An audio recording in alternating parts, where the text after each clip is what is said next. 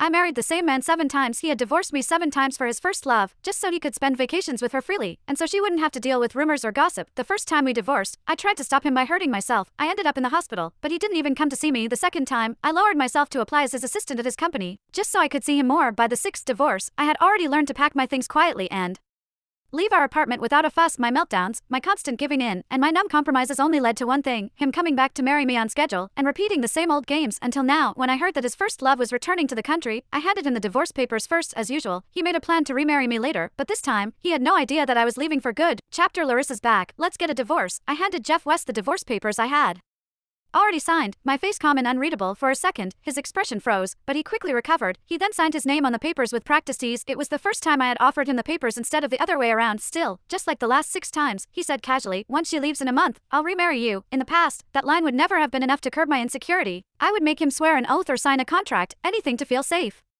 This time, I felt nothing. I had no desire to respond at all. "Helen, are you even listening to me?" Jeff frowned, clearly annoyed by my silence. I just nodded. Yeah, but my hands kept moving, folding clothes and packing them neatly into boxes. When Jeff said he would remarry me, he always meant it. Everyone in the business knew him as a man who kept his word. We didn't seem like a real couple anyway. We were like two business partners with a contract that needed renewal, signing 2 papers every once in a while, one for marriage and the other for divorce. By now, I had signed 13 papers. I remembered him saying at our wedding that he would never betray me during our marriage, and he hadn't. After the divorce, he was free to be with anyone he wanted. The only cost was that I became the kind of person everyone in the social circle knew could be summoned or dismissed at his whim. But today, my calmness seemed to throw him off. He could vividly remember how I had behaved during our divorce in the past. I had been hysterical, even self-destructive. Now, he watched me pack efficiently, faster than ever, and he looked a little unsettled. Maybe this time, I should move out instead. I slammed the large suitcase shut with a thunk, cutting him off. I already told my friend I'd stay at her place for a few days. Jeff seemed to have thought of something, and his face darkened even further. "You're not planning to sneak into my office again, are you? Pretending to be an assistant just to spy on me? Can't you do anything for yourself? Are you so lost without a man?" I understood what he was doing immediately. He just didn't want me showing up at his office, disturbing him and Larissa Osborne. After all, she was only back for a short visit. Jeff would always hire her to be his chief assistant, staying close to him at all times. Chapter: After our second divorce, I had applied and got hired as Jeff's assistant. I carried his favorite caramel latte, heart racing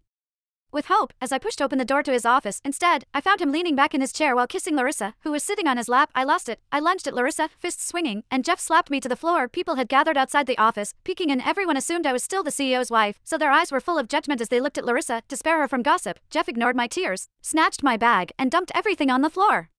The divorce papers lay there like a warning sign, announcing to the world exactly what our relationship was. From then on, every time Jeff and I divorced, he made it public on social media. Everyone knew Jeff loved Larissa. I was just the shameless woman who refused to leave his side. But this time, Jeff's worry was unnecessary. I grabbed my suitcase without hesitation. "Don't worry, I won't bother you two again." Jeff looked at me suspiciously for a moment until I pulled the suitcase handle and